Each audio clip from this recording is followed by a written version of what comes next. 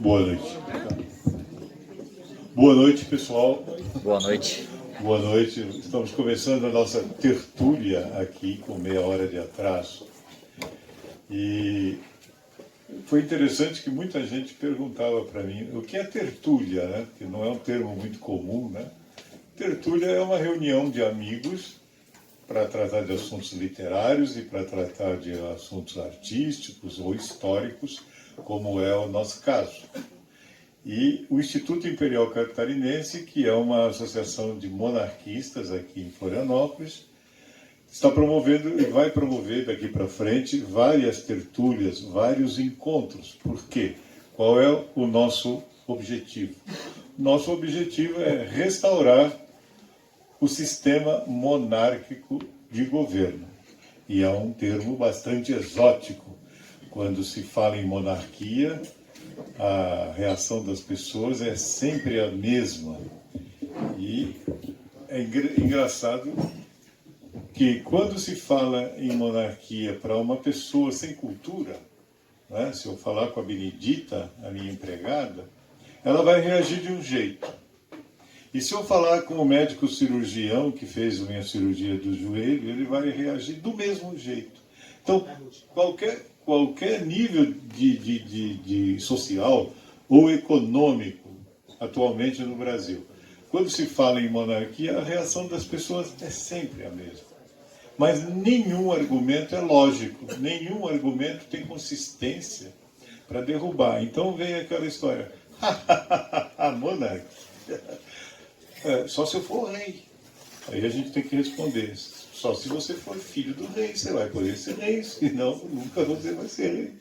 Ah, mas eu não vou sustentar uma família no luxo e no esplendor. Ora, meu querido, você sustenta 8 famílias de ex-presidentes e de tantas sinecuras que tem por aí, não reclama? E uma família imperial vai derrubar o Estado, vai derrubar o Brasil? Não, não vai. Ah, mas eu não quero perder minha casa, perder minha cabeça, ser enforcado, que o rei... Por quê? Por que é essa reação absurda com uma coisa que é nosso? O Brasil, ele é monárquico, ele nasceu de monarquia. Agora, por que acontece isso? Porque nós, brasileiros, perdemos a nossa origem, perdemos o sentimento de pertença. Nós não nos orgulhamos do nosso passado. Se conversarmos, se formos pesquisar uma tribo indígena lá do fundão do Mato Grosso, ele pertence à etnia Kauari, Barará, eles têm sempre uma origem mítica, porque foi a Índia que encontrou o deus Tupã, que depois nasceu um menininho e deu origem àquela etnia. Todos os povos têm orgulho de sua origem, menos o brasileiro. Então nós aprendemos a menosprezar Portugal, as nossas origens. Tudo isso aconteceu por quê? Então por que o brasileiro é assim? Por causa da República. Faz 130 anos que tudo que nós aprendemos na escola a respeito de história é mentira. Portugal, o Brasil foi descoberto por acaso, mentira. Porque Portugal roubava o ouro do Brasil, é mentira. Porque eu estava uma vez aqui no forte de Anhatomirim e havia ali uma escola com vários alunos, devia ter uns 40 crianças lá, e a professora dizendo, olha que lindo pórtico que temos aqui, é de inspiração chinesa. Que lindo. E olha essa pedra aqui da escadaria e do pórtico, é mármore de Lioz. Os portugueses enchiam os navios de mármore de Lioz, traziam para o Brasil e roubavam o nosso ouro e levavam os navios carregados de ouro para Portugal. Eu não resisti, eu tive que intervir, né? Disse, professora, a senhora está cometendo um crime contra a pátria, contra o Brasil.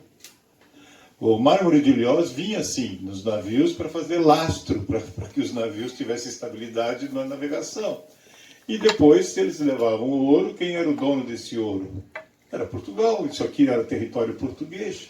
Depois que o Brasil nasceu, no dia 7 de setembro de 1822, e depois que nós tivemos a nossa primeira Constituição, em 1824, Portugal não levou do Brasil nenhum grama de ouro. Não.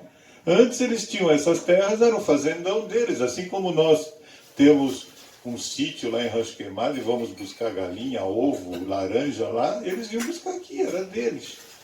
Mas os portugueses tapeavam os índios, eles davam espelho, contas e levavam pau-brasil. Ora, o que valia pau-brasil para um índio? Nada.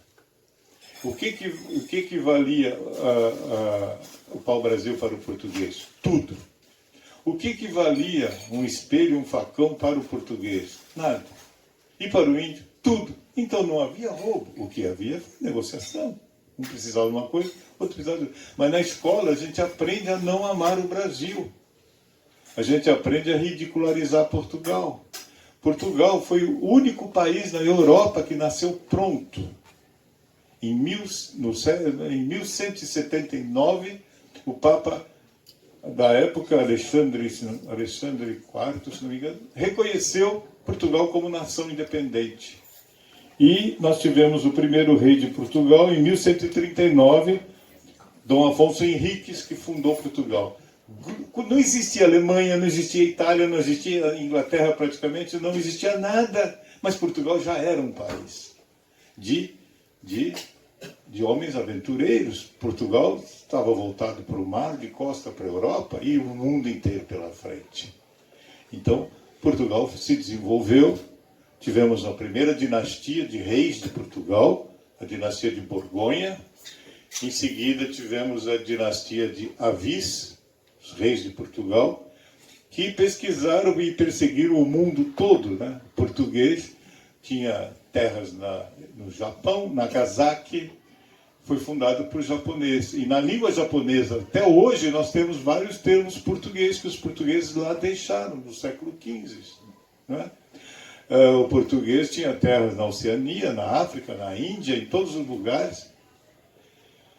Mas se isso aqui tivesse sido colonizado por ingleses, nós estaríamos muito na frente, seríamos igual aos Estados Unidos. Mas não é verdade também. Não é verdade. Os Estados Unidos, para existir, tiveram que romper com a monarquia. Porque o inglês que estava nos Estados Unidos não ia voltar. Ele veio para os Estados Unidos vítima de perseguição religiosa, ele veio fugindo das perseguições da rainha Dona Maria, né, sanguinária. Até hoje nós temos um drink aí, Bloody Mary, sangue da Maria. Ela perseguia os protestantes e eles fugiam para os Estados Unidos para fundar um novo país, uma nova nação. Eles não foram lá para explorar. O português já era diferente. No século XV, século XVI, Portugal era uma potência mundial, era dono a navegação portuguesa equivale à NASA hoje, às viagens espaciais.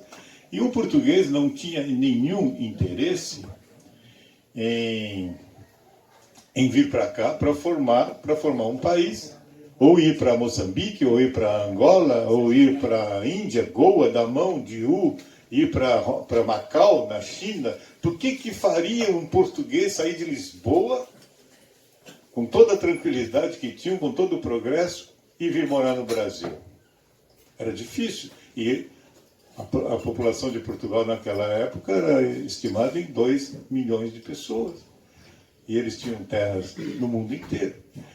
Por quê? Porque o português ele nunca foi colono. É errado também dizer que o Brasil foi colônia. Os colonos não vinham portugueses para cá para cultivar a terra. Não vinham. Eles não precisavam disso. E aí surgiu a famosa sinecura, porque o rei dizia: ô Manel, vai para o Brasil tomar conta daquilo lá. Não vou, meu rei, lá tem índio que come gente, tem malária, tem um calor desgraçado, vou fazer o que lá?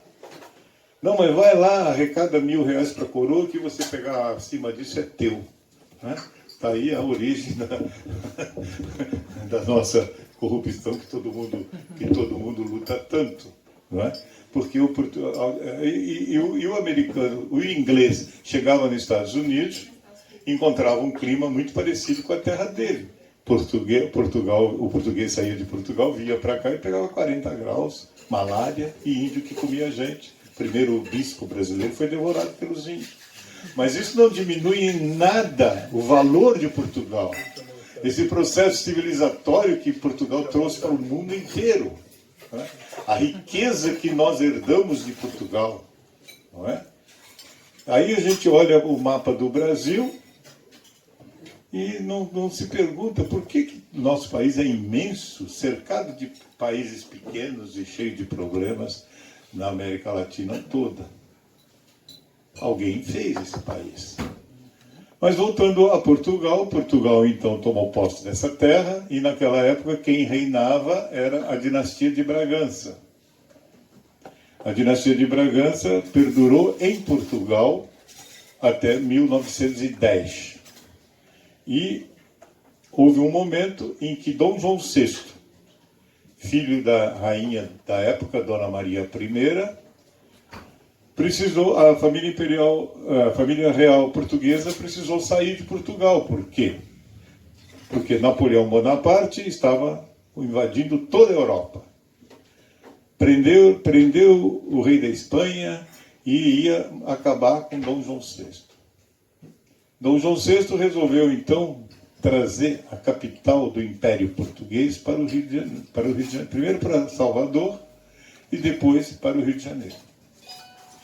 Aí o Rio de Janeiro ficou sendo capital de Portugal, de Angola, de Moçambique, da Índia, da China, da Malásia, todos os lugares onde Portugal tinha. Mas nós aprendemos na escola que um rei covarde fugiu. Ele não fugiu.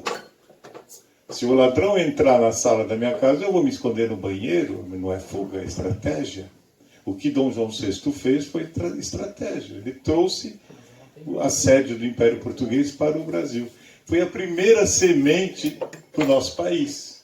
Trouxe para cá a maior biblioteca conhecida no planeta na época, que está até hoje no Rio de Janeiro. Nós precisamos nos conscientizar desse valor, da grande cultura que Dom João VI trouxe para o Brasil. A música, a dinastia de Bragança era uma dinastia de reis que prezavam muito a música. E chegando no Rio de Janeiro, criaram o Banco do Brasil, criaram o Zoológico, ele lançou as bases de um novo país, porque Dom João VI ele era muito esperto, ele sabia que logo, logo o Brasil iria ficar separado de Portugal. E o que ele fez? Ele foi um grande rei, que nós não sabemos. Nossos filhos, nossos sobrinhos, os jovens não sabem. Ele elevou o Brasil à categoria de reino. O Brasil deixou de ser um fazendão e passou a ser Reino Unido, Brasil, Portugal e Algarves. Tinha o Reino de Portugal, Reino do Brasil, Reino de Algarves, que é o sul de Portugal. E nesse momento nasceu o Brasil. E ele ficou aqui por 12 anos. E amava o Brasil, Dom João VI. A situação se normalizou em Portugal e ele teve que voltar e deixou aqui o filho dele, Dom Pedro I. E disse: Pedro, se algum dia essa terra separar de Portugal, coloque a coroa na tua cabeça antes que um aventureiro o faça. E deixou aqui Pedro I para administrar o Reino Unido de Portugal e Algarves.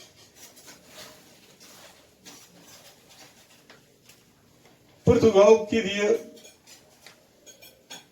que o Brasil voltasse à sua condição de colônia. E Dom Pedro I, de repente, se viu herdeiro do trono de Portugal. O pai dele morreu em 1826, e quem tinha que ser o rei de Portugal? Dom Pedro I, mas ele morava no Brasil. Ele era imperador aqui. Em 1822, ele separou o Brasil de Portugal. E Dom João VI já esperava por isso. Não houve guerra da independência. Mas o povo brasileiro se revoltou contra Portugal e rompemos com Portugal. Não, isso não aconteceu. Quem rompeu com a Inglaterra foram os colonos ingleses lá nos Estados Unidos. Aqui no Brasil, a independência caiu no colo. Caiu no colo do brasileiro. E agora, o que nós faz? Nós não dependemos mais de Portugal? Não, e agora? Né? Dom Pedro I, então, resolveu ficar aqui, ficou um tempo, mas depois quem era o herdeiro lá, se não fosse ele, teria que ser a filha dele, a Dona Maria II, rainha de Portugal, nascida aqui no Rio de Janeiro. Ele levou a filha dele lá, quando chegou lá, o irmão dele já tinha feito umas artes, e antes dele ir embora, ele outorgou aqui para o Brasil a certidão de nascimento, a carteira de identidade, que é a Constituição de 1824, que durou aqui na nossa terra durante 67 anos, sem nenhum problema. E deixou o filho dele, com 5 anos de idade, para ser o futuro rei do Brasil. E José Bonifácio, então, foi nomeado tutor. Aí, como é que aconteceu a independência do Brasil? Ninguém sabe. Aqui em Florianópolis, nós que somos monarquistas, e nós costumamos, aliás, em todo o Brasil, os monarquistas comparecem aos desfiles de 7 de setembro, em todo o Brasil, para fazer o famoso bandeiraço. E já faz 5 anos que eu, particularmente, frequento a parada militar de 7 de setembro em Florianópolis. É bonito. Tem lá o Exército, a Marinha, escolas, tem a formação, lindo. Não se fala nenhuma vez a palavra independência do Brasil. Não se fala. E muito menos o criador da pátria brasileira, Dom Pedro I. Não fala nenhuma vez. Não se fala. Na festa de 7 de setembro não se fala de quem fez a independência do Brasil, Pedro I. Isso é um absurdo. Por isso que nós, do Instituto Imperial, nós estamos procurando adquirir uma estrutura cultural capaz de fazer com que o brasileiro acorde para a sua realidade, acorde para o seu valor. Né? Por que nós somos assim? Por que nós, para sermos patriotas, tem que ter Copa do Mundo? Por que isso? Quem é que imbecilizou o brasileiro? Precisamos descobrir. Quem é que imbecilizou o brasileiro? Por que nós não somos patriotas? Por que nós não menosprezamos Portugal, a nossa história? Por que nós somos contra a nossa vitória na Guerra do Paraguai? Né? O brasileiro, não, porque o Brasil foi lá e matou criancinhas. Agora, em julho, eu fiquei 20 dias em Assunção, pesquisando sobre a vida de Elisa Lynch, que foi esposa do Solano Lopes, né? Ela era escocesa, irlandesa. Né? E lá eles falavam do Conde Deu, que era um carniceiro.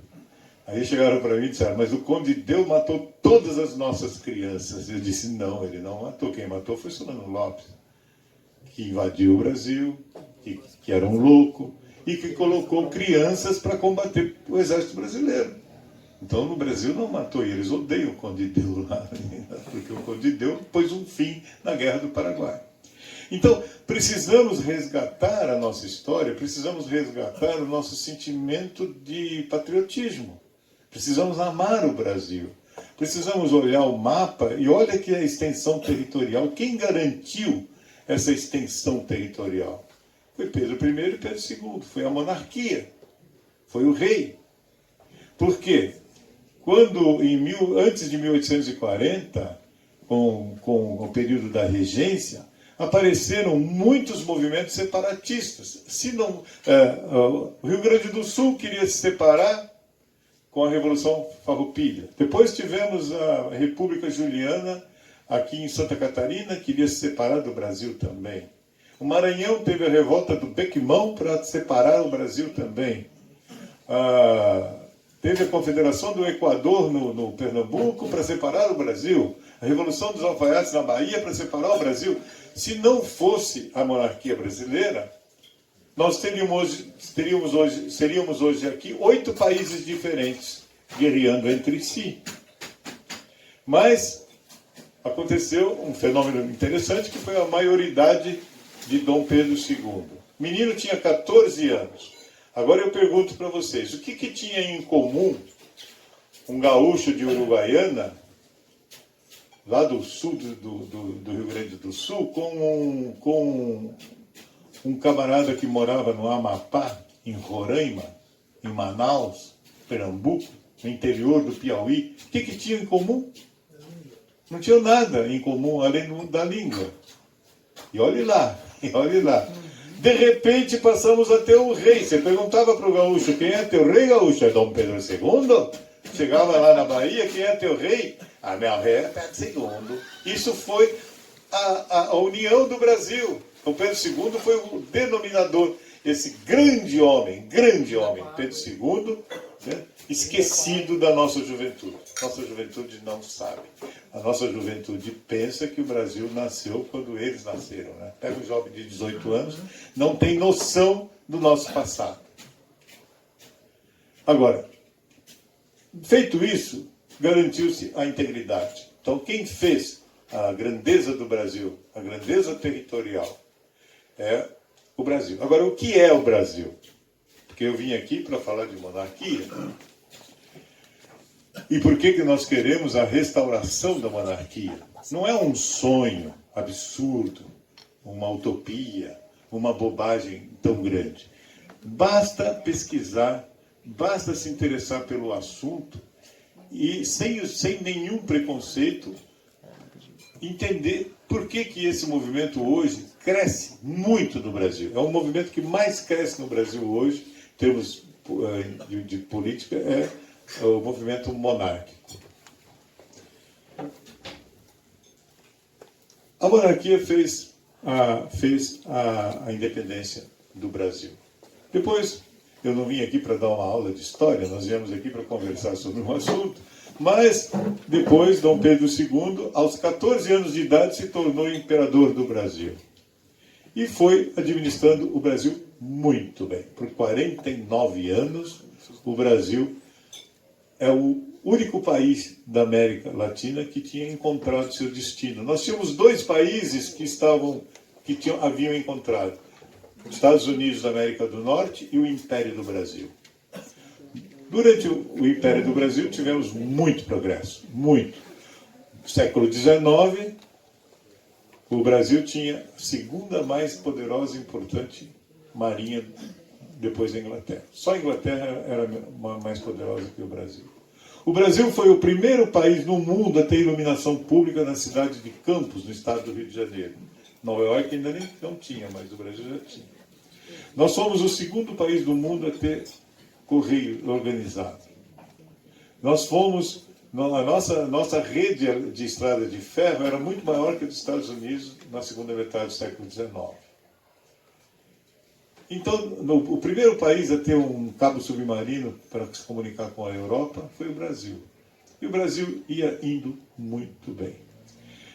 Mas aconteceu a Guerra do Paraguai, em 1865, e nós vencemos a guerra.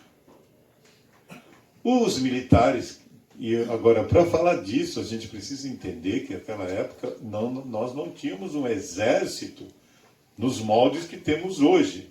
Aliás, nem exército o Brasil tinha, para dizer a verdade. Nós tínhamos a Guarda Nacional e o Exército em Formação, não é? O Brasil tinha que tomar conta do Amazonas, não é? Do Amapá, de Roraima, de Piauí, tudo mais. E nós ganhamos a guerra. E os militares voltaram para o Rio de Janeiro, como se diz, com a bola cheia. E queriam, de toda sorte, receber vantagens, né? Um empreguinho para o meu filho, uma colocação para o meu cunhado, que voltou da guerra, e Dom Pedro II era contrário a isso.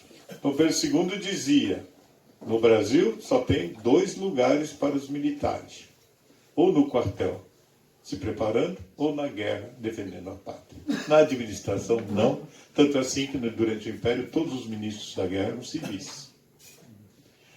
E o exército não se dava muito bem com Dom Pedro II por causa disso.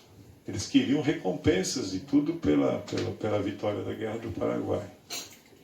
Nós tínhamos também um outro problema muito sério, que é tudo mal interpretado, que é a escravidão. Dom Pedro II, sabiamente, foi fazendo a escravidão gradativamente para evitar, porque o Brasil dependia dos escravos. Um amigo meu ainda me disse outro dia, mas na Constituição de 1824 não tem uma palavra a favor dos escravos, porque Dom Pedro I era escravagista. Não era, ele nunca foi escravagista. Dom Pedro I nunca quis. Mas se ele abolisse a escravidão de uma canetada em 1824, acabava o Brasil. Tinha 100 brancos e 90 escravos. Então, em alguns lugares, a população escrava era maior do que a população branca liberta. Como é que ele podia acabar com a escravidão de uma canetada? Não podia. Mas foi acontecendo. Estados Unidos, para acabar com a escravidão, teve uma guerra com 900 mil mortos. O Brasil não teve. E a coisa foi indo, até que em 1889 a princesa Isabel acabou abolindo a escravatura. Ela foi maluca? Foi. Ela foi muito corajosa. Perdeu o trono por causa disso. Aí vem aquilo que nós chamamos de a parte mais triste, a data mais negra, que para nós, todos os monarquistas militantes, no dia 15 de novembro, se vestem de preto, de luto. Foi que aconteceu o mais vergonhoso golpe contra a pátria, que foi a proclamação da República. Uma traição. E por que aconteceu a proclamação da República? Aí eu pergunto para vocês, e alguém que souber me diga. A República foi proclamada a pedido de quem? Em nome de quem? Para trazer qual é a vantagem que a República traria ao Brasil.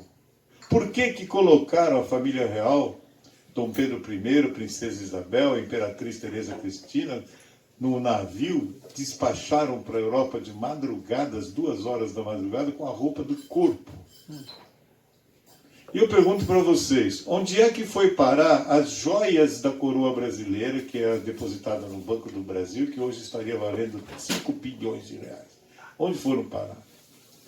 As joias da coroa brasileira foram parar no pescoço, os colares e os brincos das mulheres dos militares em 1889, 91, com a nova República.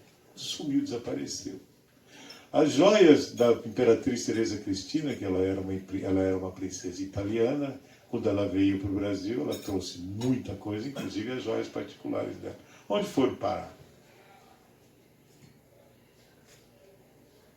Então, como é que aconteceu a proclamação da República?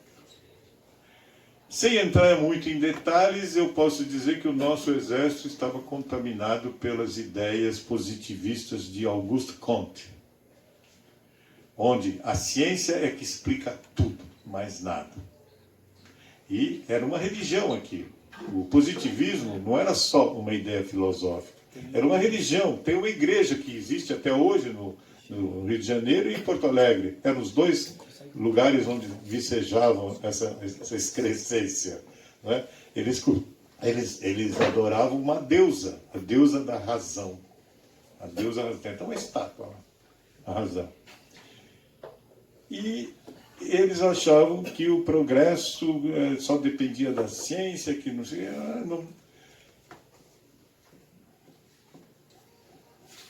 Dom Pedro II estava indisposto com o exército. O gabinete do Visconde de Ouro Preto não favorecia o exército. E em 1873, na cidade de Itu, teve a primeira reunião e fundaram o primeiro partido político da época, Partido Republicano Paulista, que conseguiu eleger em 1888 2 deputados só. O Brasil não era republicano, nunca foi. O povo não era republicano. Não havia movimento republicano de monta no Brasil, grande, um movimento grande. Era uma curiosidade só, não tinha nada. Mas O grande republicano da época era Benjamin Constant, militar, professor de matemática, Quintino Bocaiúva e mais umas outras, como se diz, umas outras lideranças dentro do exército que estavam descontentes com o gabinete. E eles queriam derrubar o gabinete. Olha só como nasceu a República. Queriam derrubar o gabinete. E precisavam de aquela meia dúzia de líderes militares ali no Rio de Janeiro. Quem conhece o Rio de Janeiro sabe ali o Campo de Santana. Precisavam de um nome para derrubar e foram falar com o Marechal Deodoro da Fonseca, que morava ali no Campo de Santana. A casa dele está lá até hoje. Marechal, precisamos derrubar o gabinete. Precisamos derrubar esse gabinete. O Marechal Deodoro da Fonseca era monarquista, convicto. 15 dias antes, ele mandou uma carta para um sobrinho dele, dizendo: se a monarquia é ruim, a república será uma desgraça para o Brasil. Se a monarquia é ruim, melhor com ela, pior sem ela. E assim, ele tem um texto, esse texto é famoso, na internet tem, que vocês vão ver. Aí ele levantou, na manhã do dia 15 de novembro, doente, estava muito doente, mal conseguiu subir no cavalo, foi lá até o quartel. Nesse quartel estava reunido o gabinete e deu ordem para derrubar o Visconde de Ouro Preto, que era o primeiro-ministro da época. E voltou para casa ciente que havia derrubado. Cabia a Dom Pedro II escolher um novo primeiro-ministro. Foi aí que Quintino Bocaiúva e Benjamin Constant, grande traidor da pátria, chegou ao Marechal e falou assim: Marechal, Dom Pedro II acaba de decretar tua prisão e acaba de nomear Silveira Martins como primeiro-ministro. Acontece que Silveira Martins era um gaúcho de Porto Alegre, que havia roubado a namorada do Marechal Deodoro. O Marechal Deodoro estava apaixonado por uma tal de Dona Adelaide, que era baronesa de Triunfo. E o Silveira Martins foi lá e teve um sucesso e roubou. E aí Deodoro disse: quem é que foi nomeado? Dom Pedro nomeou quem? Silveira Martins. Silveira Martins, esse não. Esse falou ele não. Ele não, foi a mesma coisa. Ele não. Então, já que não é ele não, então faz o seguinte, assina aqui. Aí ele falou assim, então vamos. Aí ele assinou e proclamou a República. Assim que nasceu a nossa República. Deletéria, horrível. Eu tenho aqui uma lista que depois vocês poderão obter na internet ou falar conosco, só para vocês verem mais ou menos aqui, eu vou tentar ler aqui. Nós tivemos 6 constituições em 130 anos de república, 9 moedas. Nós tivemos réis em 1941, cruzeiro em 1942, cruzeiro novo em 1967, cruzeiro em 1970, cruzado em 1986, cruzado novo em 1989, cruzeiro em 1990, cruzeiro real em 1993 e real em 1994.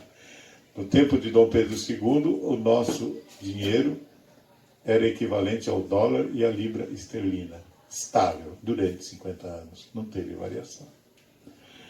5 vezes o Congresso Brasileiro foi fechado. Aqui não consta de 1891, mas foi fechado em 1930, 34, 1937, 46, 66, 68, 69, 77. Nós tivemos 6 golpes de Estado. Intervenção, plebiscito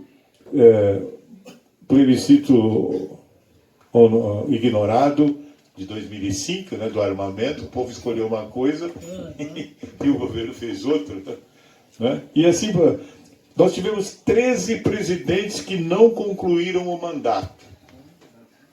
Deodoro não concluiu, Afonso Pena, Rodrigues Alves, Washington Luiz, Júlio Prestes, Vargas, Carlos Luz, Jânio Quadros, João Goulart, Costa e Silva, Tancredo Neves, Collor e Dilma. Tivemos 11 presidentes não eleitos diretamente. Deodoro, Floriano, Prudente Moraes, Campos Salles, Rodrigues. E assim, olha, uma lista de revoltas e de todo tipo. 31 revoltas e guerrilhas nós tivemos em 130 anos. Como é que um país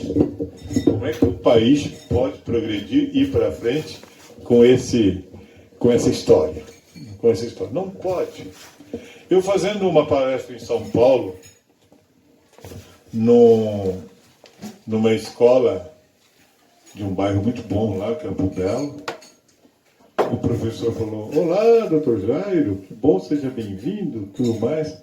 O que me estranha é que o senhor é favorável à volta da escravidão. Falei: professor, acabou com a escravidão, foi uma princesa. Eu não jamais teria. Quando ele percebeu a mancada, ele disse: estou brincando com o senhor. Mas, na verdade, ele ensina isso para os alunos. Ele ensina isso para os alunos. Né? Fui fazer uma outra palestra no instituto lá de idosos, tinha 32 pessoas. Aí eu comecei dizendo o seguinte: eu não acredito que um presidente da República, quando eleito, ele tendo 4 anos de mandato, ele possa apresentar um plano de governo, formar o governo e executar esse plano. Alguém aqui presente concorda que 4 anos é possível um presidente fazer isso? Não sei se aqui alguém concorda. Eu acredito que ninguém, não tem como. Ora, se você sabe que aquele candidato, se eleito, ele não vai conseguir fazer nada em 4 anos, como é que tu sai de casa, pega o título de eleitor e vai votar uma pessoa que de antemão você já sabe que não vai dar certo? Gente, como é que Brasil é esse? Como é que pode? Não é verdade? Então, é muito difícil a gente acreditar que a República presidencialista brasileira possa dar certo. Não vai dar nunca. Nunca vai dar. Assim como não dá a República presidencialista na Argentina, no Paraguai, todos os países vítimas de ditaduras ferozes, não é? Não tem nenhum país civilizado que tenha República presidencialista. Mas os Estados Unidos têm. Não é verdade. Lá é bem diferente. Lá é República, mas o presidente... A lei lá não diz o que o presidente pode fazer, diz o que o presidente não pode fazer, é diferente aqui. Então, eles têm um sistema só deles, não tem nada a ver conosco. Mas para poder discutir monarquia, nós temos que ter 2 conceitos básicos e muito sólidos. O que é o Estado brasileiro? O que é Estado? As pessoas têm uma dificuldade absurda em entender o que é o Estado brasileiro. O Estado brasileiro não tem nada a ver com governo. Nada, nada. O Estado brasileiro é o território que nós ocupamos, enorme, lindo, maravilhoso. O Estado brasileiro é a língua que nós falamos, o português, que todo mundo gosta. Não é? O Estado brasileiro é a tradição, é o terreno onde estão sepultados os meus antepassados, é a religião predominante, é a caipirinha, é a feijoada, é o futebol, é a paçoquinha, é tudo aquilo que nos faz sentir brasileiros. Eu posso encontrar na China uma pessoa que eu nunca vi na vida e só de olhar eu já percebo que aquele cara é brasileiro. É isso que é Estado brasileiro. E o chefe de Estado não pode ser o presidente da República, tem que ser o chefe de Estado. Mas e quem é o chefe? Eu quero eleger o chefe de Estado. Não. O chefe de Estado não pode ser eleito, porque se ele for eleito com 51% dos votos, ele não vai representar os 49% que não votaram nele. Então ele não pode ser chefe do Brasil, de todos os brasileiros. Mas eu não quero que Aí você quer que ponha um rei? Claro, tem que ser um rei. Porque o rei, ele tem que responder, ele tem que representar 100% da população. O rei é meu, eu posso ser do PT, do PMDB, do PSB, do PCC, de qualquer coisa que eu posso ser, mas o meu rei é o Dom, vamos supor, Dom Pedro III. É meu rei, ele é meu e é rei de todo mundo. Porque Mas eu não quero também que passe de pai para filho. Mas o Estado não foi feito para durar um período de tempo. O Estado brasileiro é perpétuo. Ele tem que durar para sempre. E a hereditariedade é a representação da perpetuidade. Aí vem aquele famoso, né, rei morreu, vivo rei. Porque o rei não é um homem. Quando eu me curvo na frente do rei ou da rainha, mas eu não vou me ajoelhar para uma rainha que ela tem mau hálito igual eu. Não, moço. Você está se curvando perante aquilo que ela representa. Melhor ainda, o rei nem representa o Estado. Ele é o Estado. Você sabia que a rainha Elizabeth da Inglaterra não é considerada uma cidadã inglesa? Ela não tem carteira de identidade. Por quê? Ela é inglesa? Não. A rainha da Inglaterra, ela é a Inglaterra. Quando você se curva perante ela, você está curvando perante a Inglaterra. Quando você se curva perante o imperador do Japão, aquele japonesinho feio e baixinho, você está curvando perante o Japão. É isso que as pessoas precisam entender. Mas o rei vai roubar. O rei não governa. O rei não pode governar. O rei não pode fazer política. O rei tem poderes limitados, porém importantíssimos. Importantíssimos. Basta um único poder que o rei tem que ter para justificar a sua existência, que é a capacidade de dissolver o parlamento. Se nós tivéssemos um rei, Dona Dilma, primeira-ministra, ela teria sido aleijada de manhã cedo, teria sido expulsa de manhã cedo, e à tarde já teria outro primeiro-ministro no lugar. Sem crise. Assim como acontece na Espanha, nos últimos anos, o rei já dissolveu o parlamento lá umas 4 vezes. Sem crise. Entende? O exército deve estar a serviço do presidente da República ou do rei? O exército existe para defender um determinado governo ou para defender o Brasil, o Estado brasileiro? Então quem tem que ser o comandante do exército? É o rei. O rei, sim, porque o rei não tem política, o rei não tem partido, não pode. A rainha Elizabeth mal pode. Mas a rainha Elizabeth só está lá como enfeite. Não é verdade, moço. O primeiro-ministro reúne com as rainhas toda semana. Toda semana. Mas isso aí não pode. A Inglaterra não tem nem Constituição. Então, ela não pode não ter formalmente. Agora, será que o primeiro-ministro vai lá perder 3 horas toda semana com a rainha só para tomar o chá das 5? Claro que não. Não é? Claro que não. Então, a figura do rei dá estabilidade a um país. Não é? Dá estabilidade a um país. O rei está acima da crítica. Se você criticar o rei, você está criticando o Brasil. Se você ofender o rei, você está ofendendo o Brasil, porque o rei não é uma pessoa. O rei é uma instituição. O rei é uma instituição. Os japoneses ouviram, né? A dinastia mais antiga do mundo é a dinastia japonesa. A família Yamato governa o Japão há 2.500 anos. E os japoneses nunca tinham ouvido a voz do imperador. Foi na Segunda Guerra Mundial, pela primeira vez, que o imperador falou no rádio. As pessoas ouviram a voz do imperador pela primeira vez em 1945, quando o Japão perdeu a guerra. Por quê? E os japoneses, eu lembro, na minha cidade, no interior de São Paulo, 80% da população era de japoneses, e a gente ia na casa do japonês, tinha uma fotografia do imperador. Era venerado, ele era tido como divino. Agora, hoje não é mais. Isso é bonito? Claro que é. Isso é saudável? Claro que é. O cara morre pelo imperador. Mas ele morre pelo imperador nação, pelo imperador Estado. Ele morre pelo Japão. E Japão e imperador é a mesma coisa. Inglaterra e a rainha Elizabeth é a mesma coisa. É isso que nós precisamos entender. Agora, o governo ele é transitório. Né? Numa monarquia parlamentarista, quem governa é o parlamento. O cidadão escolhe o deputado, dentro do distrito onde ele mora. Eu moro no norte da ilha, eu vou votar num deputado lá de Canasvieiras.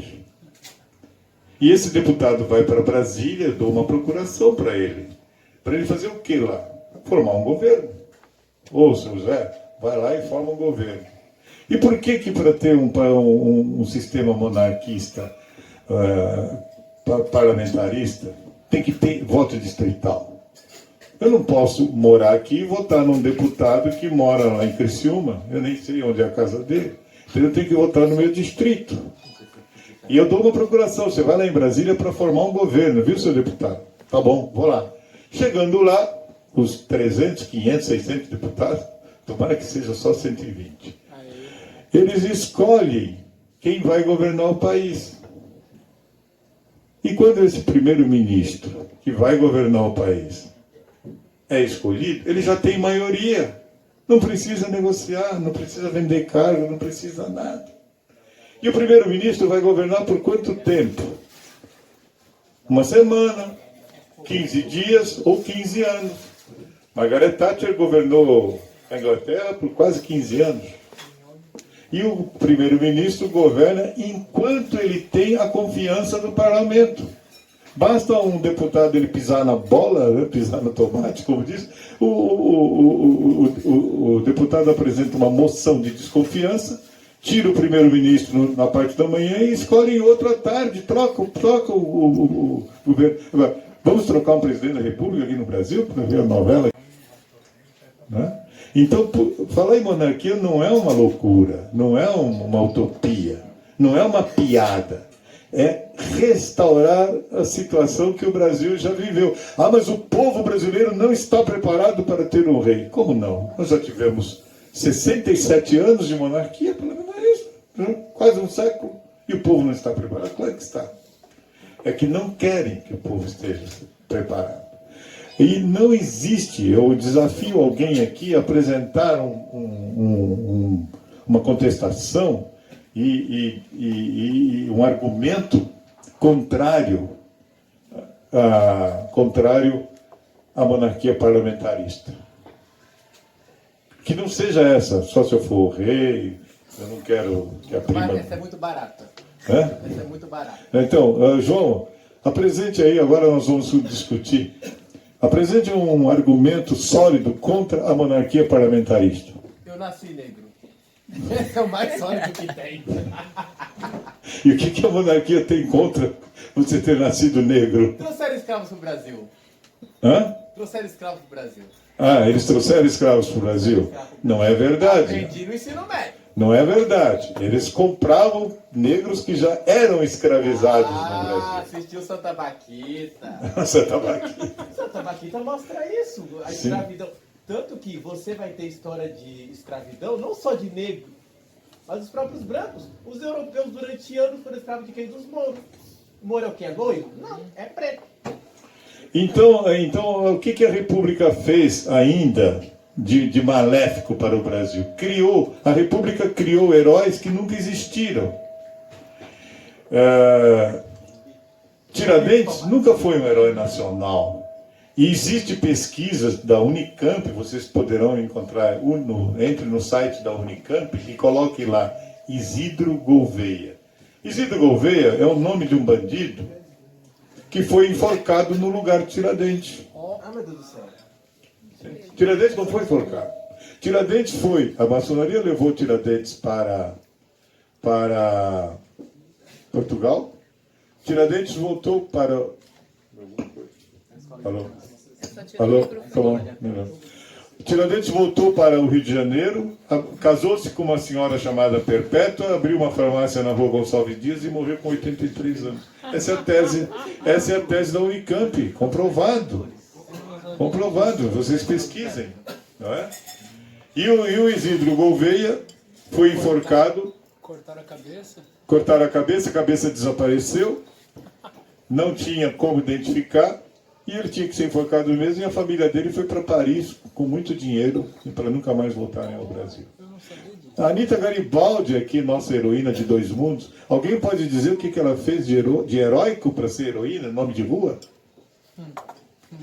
Alguém sabe? Eu não sei. Na verdade, se reparar bem em Florianópolis, aqui pelo centro, boa parte dos espaços no centro são nomes de grandes republicanos, né? Que tinha Bocaiúva, e assim vai.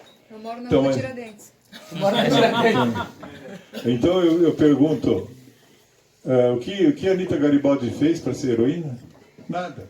Rui Barbosa foi o... Opa! eu tenho a impressão que vocês não estão me ouvindo, mas estão, né? Rui Barbosa foi o primeiro ministro da Fazenda da República. Afundou o país.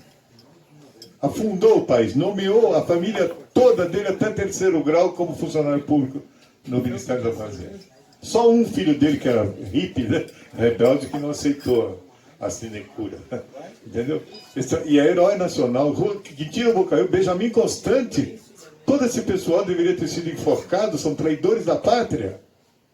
Mas viraram heróis.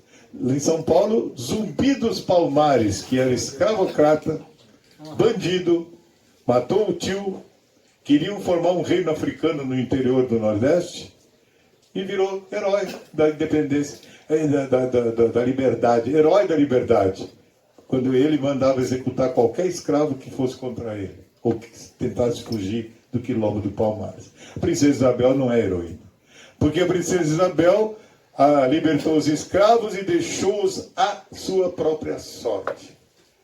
Coitado. No dia 13 de maio de 1888, ela libertou os escravos. No dia, 1 ano e meses depois, ela foi deposta, expulsa do Brasil. Ela teve tempo. E qual era o projeto da princesa Isabel? Isso aí tem documentos que estavam no arquivo do Marquês de Santa Vitória, que foram descobertos há cerca de 5 anos atrás, que eram os projetos da princesa Isabel de alocar os escravos ao longo das ferrovias. Mas Rui Barbosa, na qualidade de ministro da Fazenda, queimou toda a documentação da escravidão para que os escravos não recebessem qualquer tipo de indenização. Então, quem é a heroína da libertação dos escravos? Que a princesa Isabel, nunca Zumbi dos Palmares. Então nós precisamos nos conscientizar da nossa verdadeira história, da nossa verdadeira condição. Quem somos nós, brasileiros? Nós somos um povo maravilhoso que fomos vítimas, né, de meia dúzia de militares. Nós fomos vítimas dos fazendeiros de café que perderam os escravos, né, e fomos vítimas desse fatalismo que nos faz vítimas, somos vítimas do complexo de vira-lata, não é? Nós colocamos nomes estrangeiros nos nossos filhos, né? Como é que chama o teu filho? Adão. Por que não Adão? O meu vizinho, mês passado, colocou o nome de Lorenzo no filho dele. E eu disse, por que não Lourenço? É um caipira, né, doutor? Não, caipira não gosto. Lorenzo é mais bonito. Condomínio Maison de Fleur de Lys. Essa coisa toda. O brasileiro adora nome inglês, nome francês, para tudo. Isso é falta de patriotismo, é falta de amor próprio, é uma demonstração muito clara do complexo de vira-lata que nos atinge. João, você ia falando alguma coisa sobre a escravidão? Não, só um adendo interessante. 2. Posso? Sim. Se me permite? Primeiro sobre a sorte que o Brasil teve na proclamação da República. Em meio a tanta desgraça, a gente vê que todos os republicanos eles reconhecem uma coisa chamada legitimidade. Quando foram destruir a monarquia na França, em 1916, mataram. Quando acabaram com a monarquia na Rússia, por quê? Porque existe algo chamado legitimidade. E essa legitimidade é dada pela igreja. Isso é fácil. Porque se não fosse essa legitimidade eclesial, diz assim, bom, Bolsonaro é um cara legal, eu gosto dele, confesso. Então a gente podia fazer do Bolsonaro hoje um rei. Por que não? Seria uma boa. Só que o Bolsonaro não possui legitimidade. Então, fica já esse primeiro ponto. Foi bom você falar isso, porque é grande o espanto das pessoas. Mas o Brasil tem príncipe, tem princesa. O Brasil tem família real. Tem! E a nossa família real brasileira, ela é 2 vezes mais real do que a família real da Inglaterra. O nosso príncipe atual do Brasil, ele tem uma linhagem de 1147 anos. Ele é descendente de Carlos Magnus, do Hugo Capeto, em linha reta. A nossa família imperial é uma das é uma realeza maior, uma das mais importantes famílias reais do mundo. Só tem uma família real mais antiga do que a família real brasileira, que é a dinastia do Japão, Yamato. E antigamente era o Haile Selassie, que se dizia descendente da rainha de Sabá. Mas nós temos uma família real. O único país das Américas que tem família real é o Brasil. Mas quem são a nossa família real?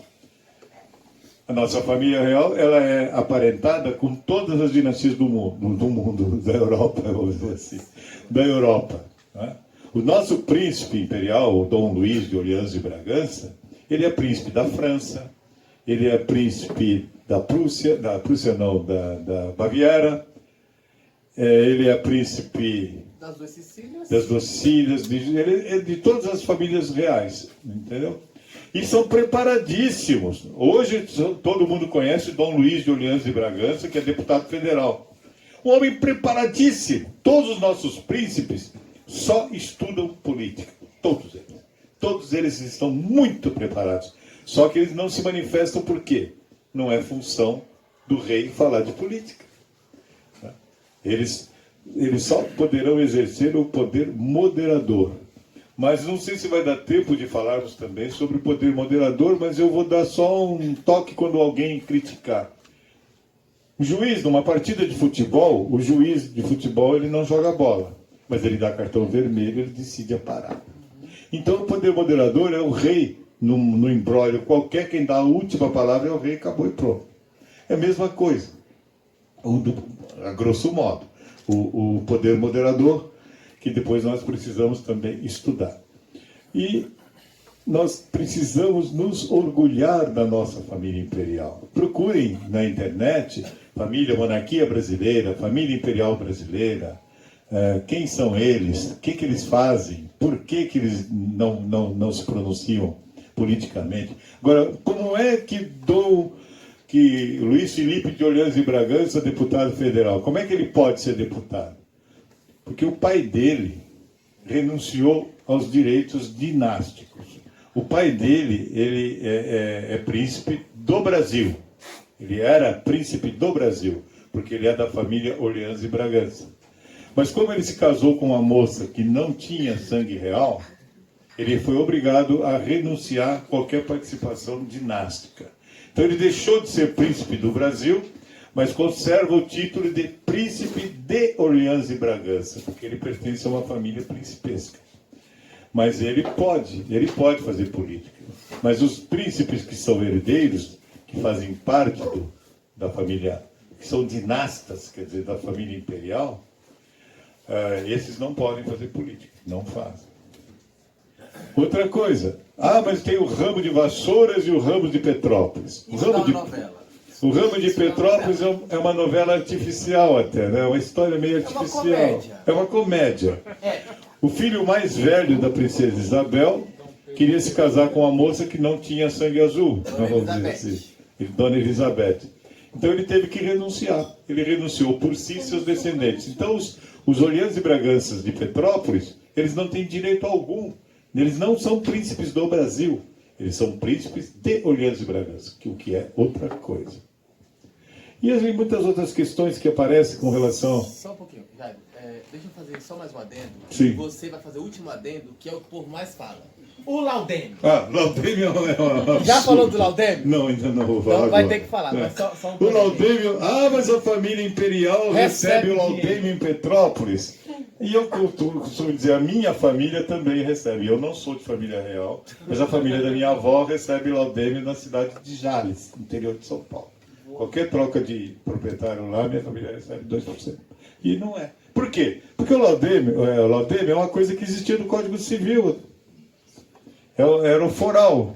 Então, mas como é que funciona? Aqui em Florianópolis, todo mundo paga laudêmio para a União.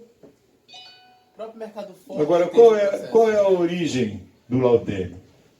Eu vou falar da minha família. Minha família era dona de uma fazenda enorme no noroeste do estado de São Paulo, chamada Açoita Cavalo.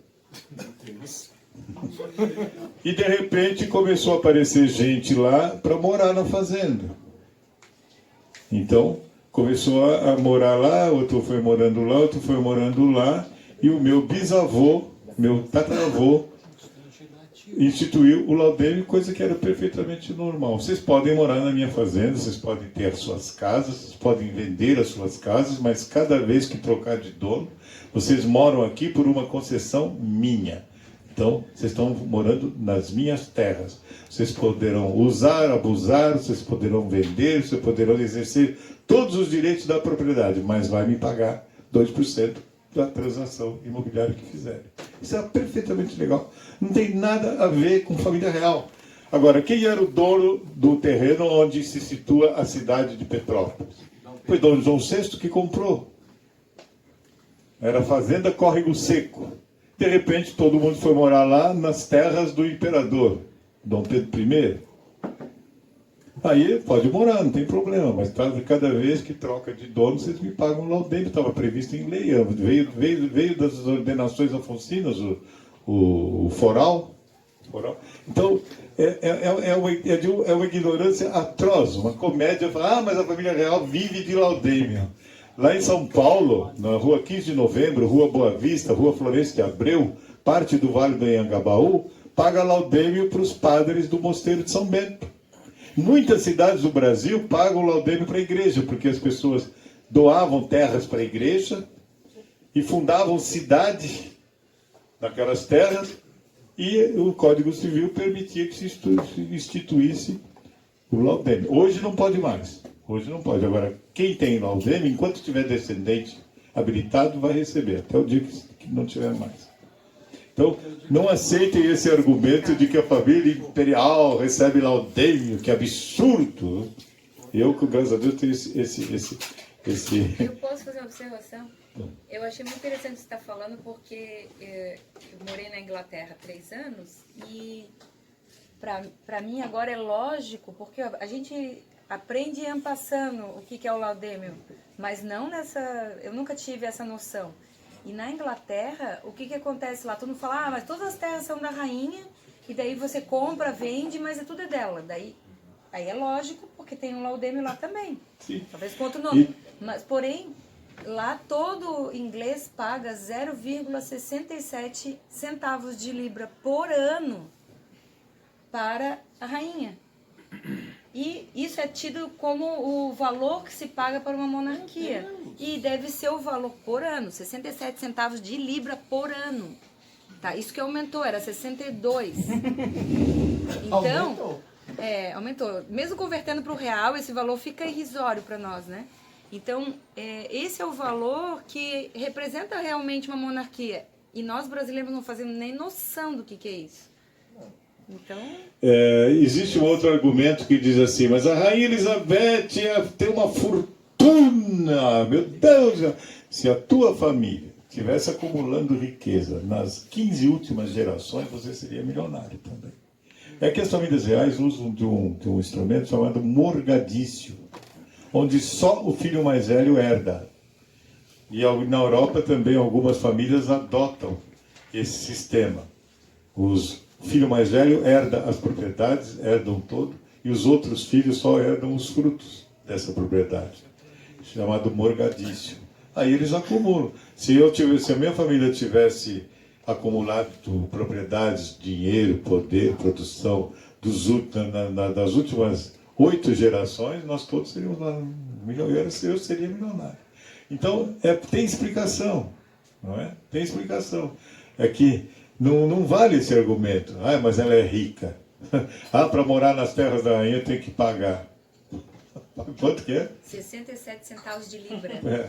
67 centavos. Não dá nem 5 então, reais. Não existe argumento para combater esse sistema de governo, não é? Onde o chefe de Estado é o rei, e o chefe de governo o povo escolhe. Mais democracia do que isso não existe. Ah, mas eu quero ter o direito de votar para presidente da República. E tu acha que isso é democracia? Você escolheu os candidatos, de repente, 35 partidos se reúnem, fazem coligações, fazem todo tipo de safadeza e te apresentam meia dúzia de candidatos, você é obrigado a escolher entre meia dúzia. Ah, mas eu quero ter o direito de votar. Mas votar, você tem o direito, mas é um dever ou é um direito? Votar. Eu saí da minha casa, é um dever ou é um direito? É um dever absurdo. Ah, mas o voto é obrigatório no Brasil. Não, não é. Porque você vai lá, tem opção em branco. O que é obrigatório é o comparecimento à urna. Aí você aperta o botãozinho em branco, você não votou. Mas para formar cabresto, curral eleitoral, eu tenho que ir lá. É outro absurdo. Votar é um direito, Paulo, eu voto se eu quiser. Se não quiser, eu não voto. Em vários países é assim. Então, nós precisamos... Ah, mas quando é então que nós vamos restaurar a monarquia no Brasil? Pode ser antes do que a gente pensa. Pode ser que nenhum de nós vejamos a restauração da monarquia, mas ela virá. Agora eu vou fazer uma fofoca, porque nós estamos aqui conspirando contra a República num porão, não é? Num porão. E espero que não tenha nenhum traidor aqui presente. Dom Luiz de Orleans de Bragança, o nosso deputado federal, junto com o pessoal do Brasil Paralelo, acho que todos aqui conhecem o que é esse movimento Brasil Paralelo, quem não conhece precisa conhecer urgentemente.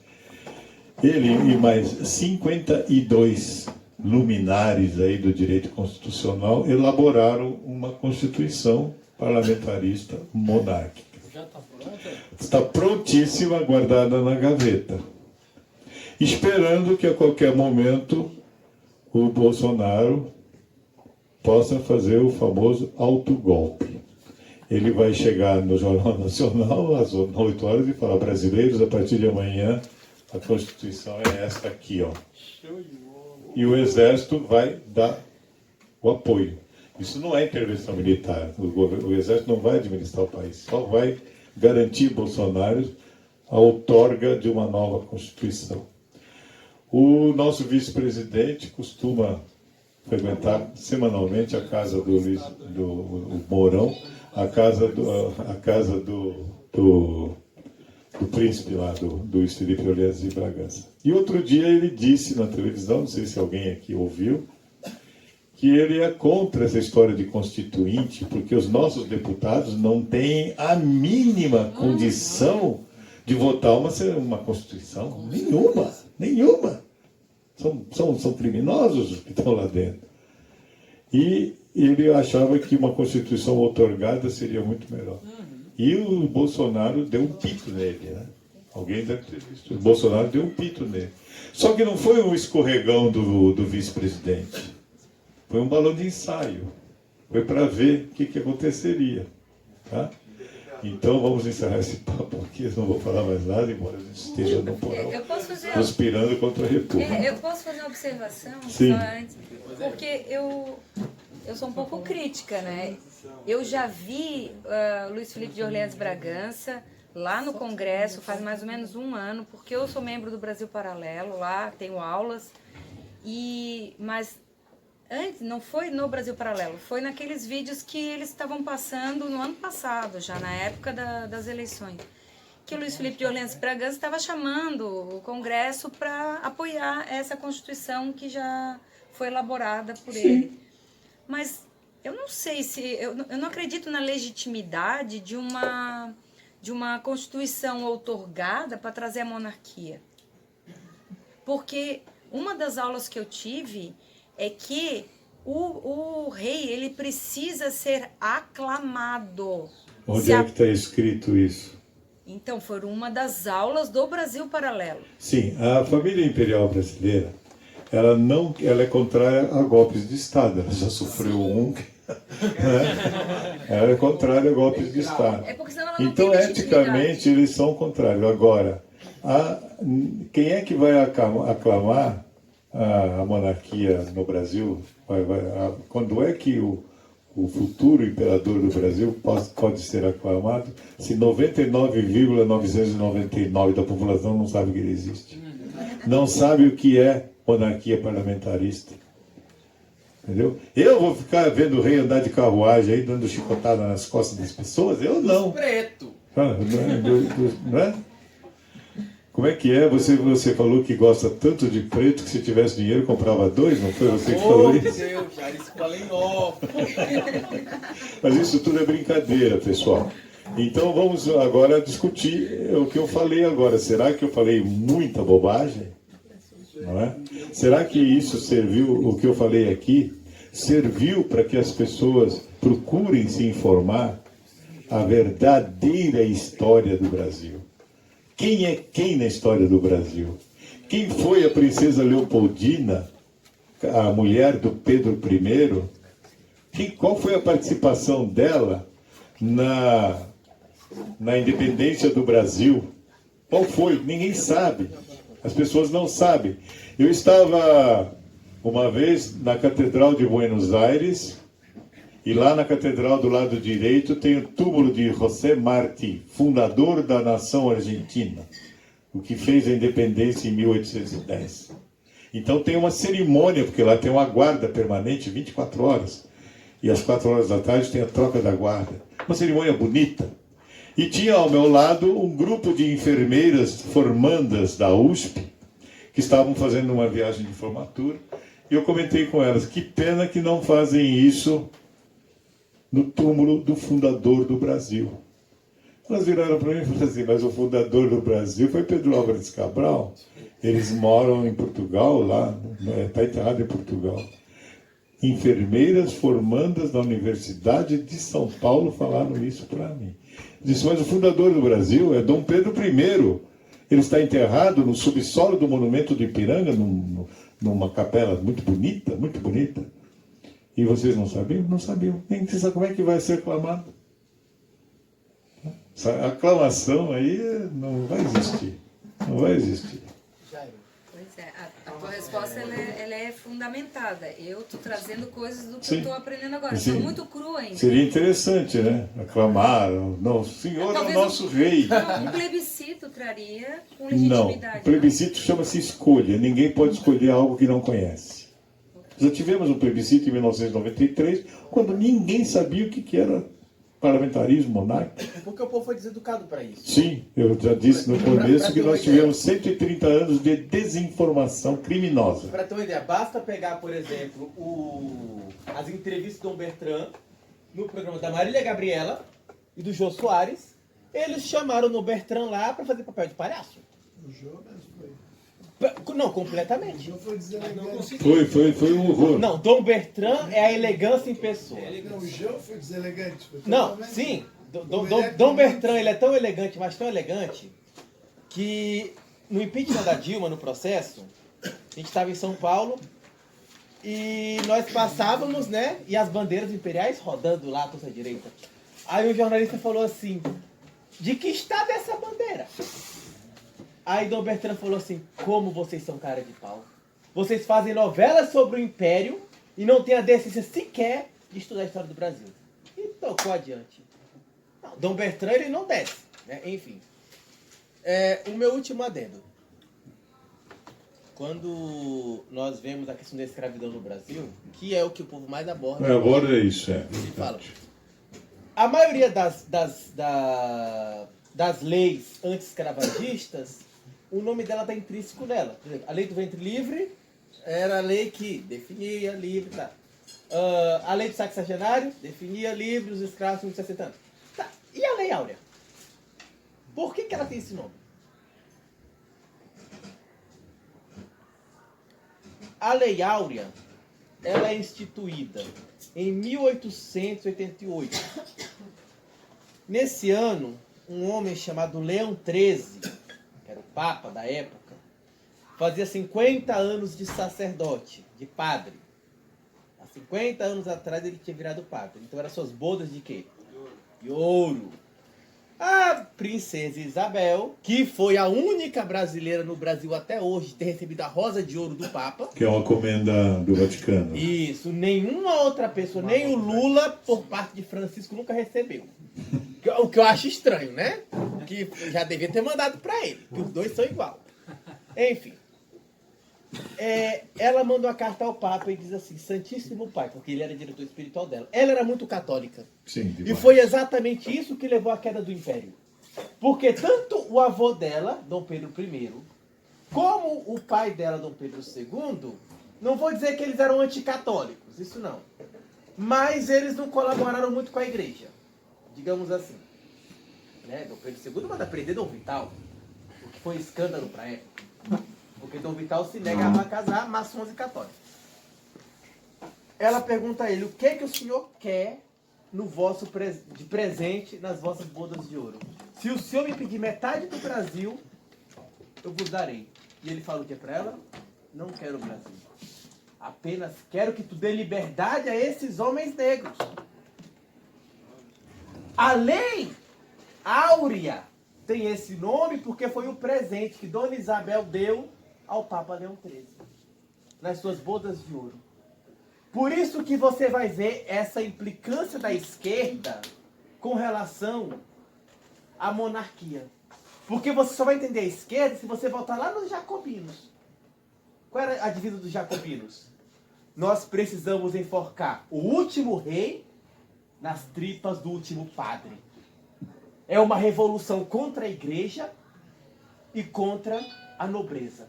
Tudo que é nobre e tudo que é religioso eles querem destruir. Eu estava preparando a minha palestra que eu vou dar na escola essa semana. E eu estava aqui, eu estava assim, mexendo com meus botões pensando. Falei assim, você vê uma campanha alta contra aquilo que é valor familiar. Você desestabiliza. Joga os filhos contra os pais e tudo mais. E crescem pessoas doentes, sem base, sem solidificação.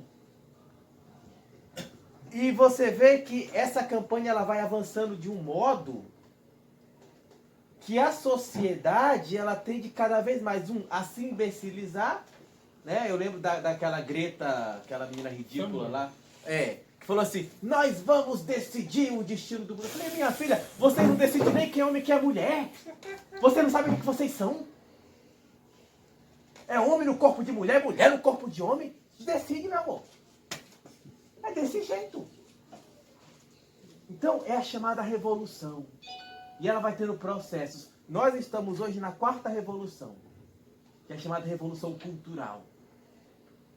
E ela vai para a 5ª daqui a pouco. Agora você está vendo ainda está no processo aí, né? Pode dizer que o veganismo, por exemplo, cresceu muito, né?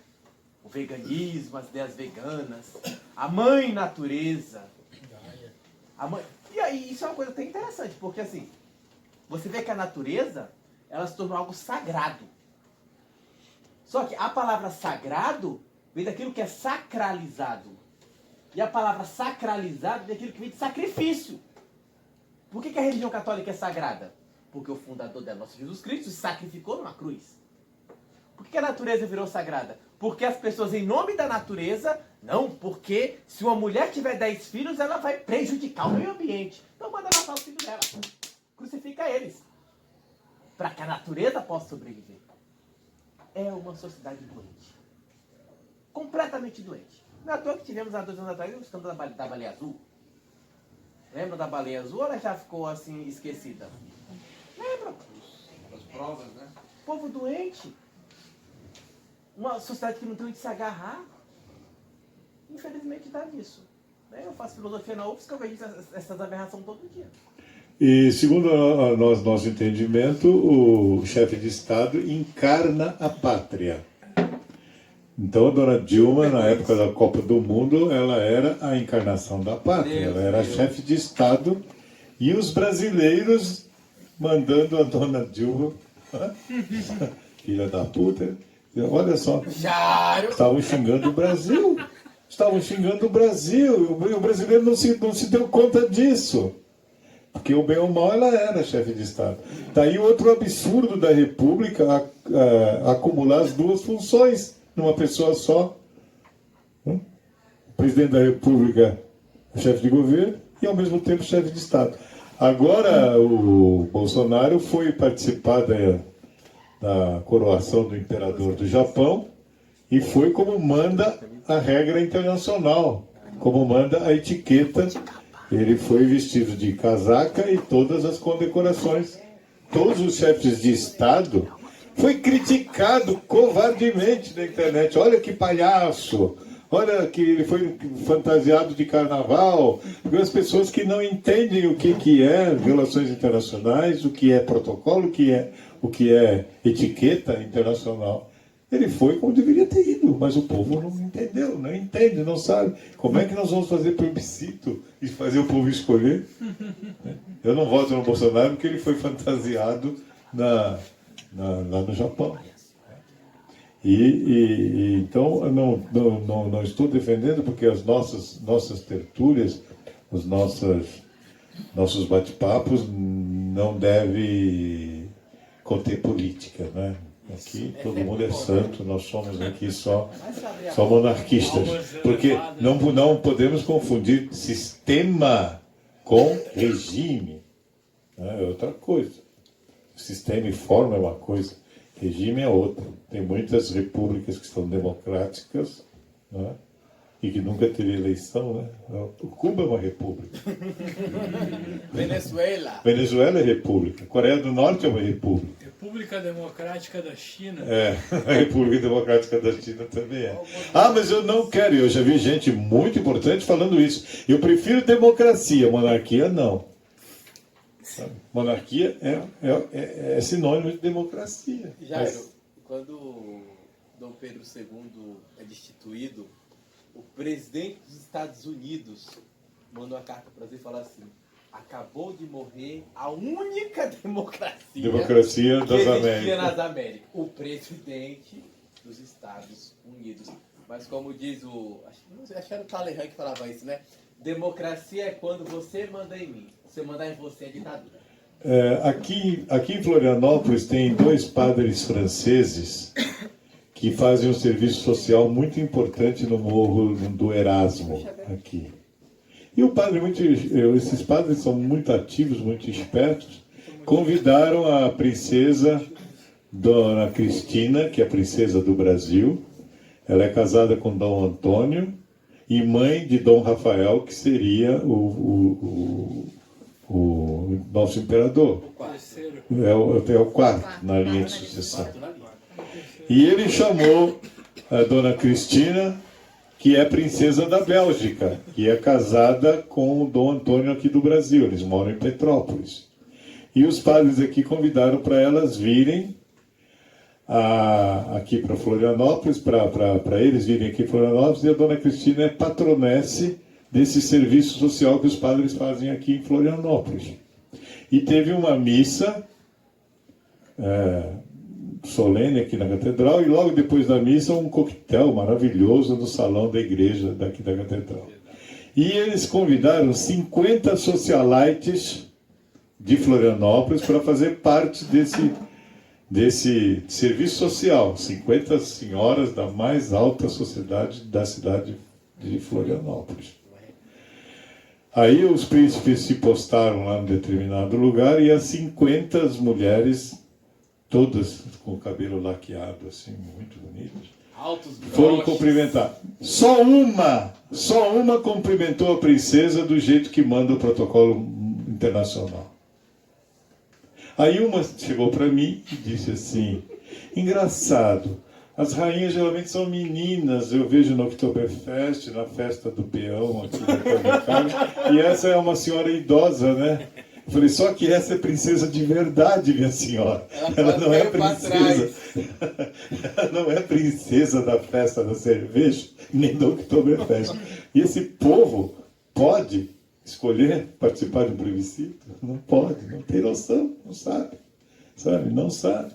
Olha, mas no Brasil, A dona Cristina, ela é da família real da Bélgica, ela é princesa da Bélgica, ela é neta do último rei da Bélgica e é prima do atual rei. Né? E ela mora em Petrópolis. E ela foi confundida aqui por rainha de uma festa qualquer, tipo festa da cerveja. Então, o grau de ignorância do povo brasileiro com relação à sua pátria, aos nossos valores, é assombroso, gente. É uma tragédia. É uma tragédia. Sabe que a gente não se dá conta. Se nós não tivermos um sentimento não ufanista de Brasil, gol, Copa do Mundo, isso não é patriotismo, isso é ufanismo barato, de má qualidade. Enquanto nós não tivermos orgulho de nossas origens, orgulho de nossa história, orgulho do Brasil como um grande país, isso aqui vai continuar do jeito que está. Então, qual é o nosso trabalho que nós estamos fazendo, o Instituto Imperial Catarinense e todos os Institutos Imperial do Rio Grande do Sul, o Brasil inteiro tem círculos monárquicos, é um movimento que cresce em todo o Brasil, é ensinar a população, fazer grupos de estudo, fazer o que nós estamos fazendo agora, uma tertúlia, e multiplicar e contar para os nossos amigos, olha, eu virei monarquista depois que eu estive no Porão Delfino. Ou coisa parecida. Então, é esse o nosso trabalho, é procurar conhecer. Ainda, graças a Deus que temos internet, está fácil pesquisar, participar dessas reuniões, discutir o Brasil. Né? Não perder tempo em discutir se Bolsonaro vai ficar ou não vai ficar, se o presidente fala bobagem, se o filho vai. Isso é coisa de república. Nós não queremos república. Nós queremos destruir a república presidencialista brasileira, porque não funciona. Não funciona, está provado. Agora, insistir no erro é burrice, falta de patriotismo, é suicídio, não é? Alguém mais quer fazer? Eu só queria agradecer a palestra que tu desse hoje para a gente, né, que é muito esclarecedor, permeia muitos buracos do nosso conhecimento, né, porque a gente tem assim um mosaico de conhecimento, mas não temos o conhecimento. Né, e tu hoje, tu pincelou em cada um de uma forma ou de outra, preenchendo isso, né, que a gente possa fazer mais vezes esse tipo de encontro, né, e que a gente possa realmente multiplicar e disseminar esse conhecimento que foi perdido. Exatamente. Do valor que nós tínhamos, né, como império. Exatamente. Né? E não ficar festejando Revolução Farroupilha e outras bobagens. 20 dia de zumbi, essas bobajadas todas que não tem nada a ver com o nosso sentimento de brasilidade. E eu procuro nessas palestras que eu faço a não ser professor. Eu não vim aqui para dar uma aula de história, que isso é um chato, né? No ano de 1137, não é? Nós aqui, muita gente aqui não sabia que Portugal é o único país da Europa que nasceu pronto, o mais antigo país formado da Europa toda. Isso é um grande valor. Os outros países nem existiam, Espanha não existia, Itália não existia, Alemanha não existia, mas Portugal já existia.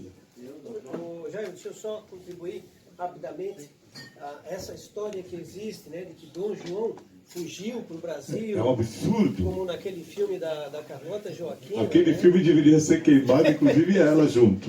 E na verdade, Napoleão disse isso, né? Foi na Europa inteira. Exato, né? exato. Foi o único rei que me enganou. Exato. E a gente percebe a diferença entre Portugal e Espanha, porque Portugal fugiu, o rei Dom fez uma retirada estratégica. Fez uma retirada estratégica, levou todo o governo. E não saiu de seus domínios, ele não fugiu para um país estrangeiro. Fugiu foi para os seus domínios. Isso, exatamente. Manteve a sua casa reinante. Sim. Né? Ao contrário do que aconteceu na Espanha, que o Napoleão invadiu, tirou o rei, botou o irmão dele. Exato. E a partir daquele momento, até o retorno da monarquia Legítimo. depois do Franco, depois do ditador Franco, nesse período inteiro a Espanha viveu um período de revolução, de entra-rei, de sai-rei, de briga dinástica horroroso por causa do que fez Napoleão. Diferentemente do que fez Portugal, para te ver a ideia fantástica que Dom João teve, né, mantendo aquele jogo Exato. político, né, agradando Inglaterra e França, o quanto pôde, né, foi o único que conseguiu isso. E isso aí é ensinado na escola como titubear, como que se ele não soubesse o que fazer, ele titubeou, ele era inseguro. Não era. Ele era político refinadíssimo. Um Né? dos melhores, porque Napoleão invadiu todos os países da Europa, todos, né? Foi parar na Rússia, né, em 1812, ali em Borodino, mas fora aquilo lá, o único país que realmente ele não dominou, que enganou ele, Foi Portugal. foi Portugal. Foi Portugal. Lembrando que o filme da Carlota Joaquina foi financiado com o dinheiro do banco que o Dom João VI fundou. Olha a ironia, né? Então, a gente, quanto mais estuda, quanto mais nós nos aprofundamos no entendimento do Brasil, nós ficamos muito revoltados. Está tudo errado no nosso país. Está todo errado. A sorte é que Deus nasceu no Brasil, né? Diz que Deus nasceu no Brasil, mas o diabo passou a infância aqui também, né? O diabo não nasceu no Brasil, mas passou a infância dele toda aqui. Então nós precisamos nos conscientizar e multiplicar esse entendimento. Não tem vergonha de dizer eu sou monarquista. Eu sou, claro, monarquista. Por que você é monarquista? Porque eu acredito no Brasil, porque eu conheço o Brasil, e o sistema monárquico parlamentarista é o melhor para o Brasil, não tem outro. Não tem outro. Ah, mas o povo não gosta. O povo nem conhece. Canadá é monarquia, Austrália é monarquia, Nova Zelândia é monarquia. Tem muitas monarquias no mundo. Os países dos 10 melhores do mundo, 7 são monarquias. E não são palhaços, não é? Eu vou encerrar a minha participação, mas o microfone está ligado para quem quiser se manifestar, falar alguma coisa e colaborar para o nosso objetivo maior, que é usar do conhecimento cultural e histórico para consertar o Brasil. Uma salva de palmas.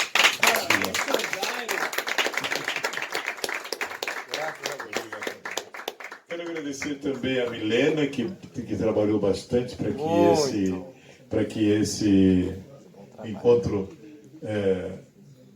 acontecesse. E vamos agora também fazer todo mês um encontro parecido, ou aqui, ou em outro lugar equivalente, que para mim Gostei muito desse bar.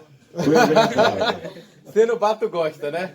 E aqui me parece que estamos bem protegidos, né? Já que estamos conspiradores. Aqui é um ambiente perfeito. Um porão escondido atrás do caixa do bar.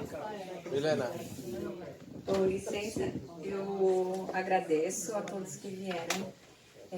Nós não tínhamos a mínima ideia se vinha o número que nós temos hoje ou a casa cheia. Cheguei a cogitar o café inteiro, né? Mas é bom que a gente sempre pensa grande para conseguir, né, um objetivo no futuro. Mas assim, nós temos várias demandas, né? Todo mundo gostaria de falar. Essa oportunidade é agora. Falem à vontade. O João gosta bastante de falar, então eu vou dar um espacinho para ele, porque assim, eu sou nova no Instituto Imperial Catarinense e eu descobri a monarquia, claro, na época do plebiscito, mas eu não tinha a mínima ideia. E lá eu nem votei na monarquia. Eu simplesmente vi as bandeiras da monarquia naqueles movimentos em maio.